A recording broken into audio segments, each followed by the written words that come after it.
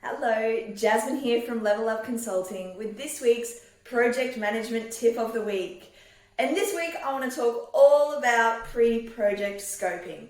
So this is, I think, an essential step that needs to happen before any project is initiated. And it's often overlooked. I do find, particularly when I'm doing project advisory, that a lot of projects that fail or are going down a slippery slope haven't been properly scoped to begin with. So what do you need to do? Of course, you need to have a really solid set of business requirements. And you can either bring in a business analyst to do that, or you can do it yourself. My hot tip for if you are trying to do business requirements is to meet with the people that are impacted by the change.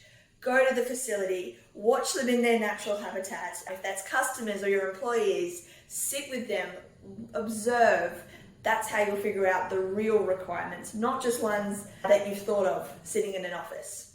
The other part of pre-project scoping that's really important is the business case.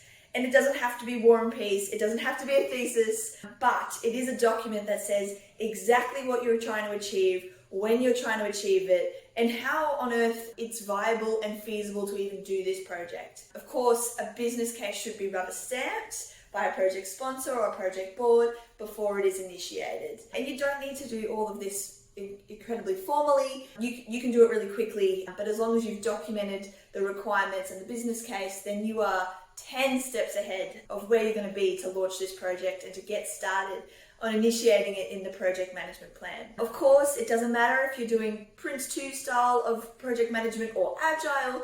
You always come back to that project management plan and to that business case to validate if those requirements are still relevant. But you need them there to have a baseline. So that is why pre-project scoping is incredibly important, and you should prioritize it before you kick off a project.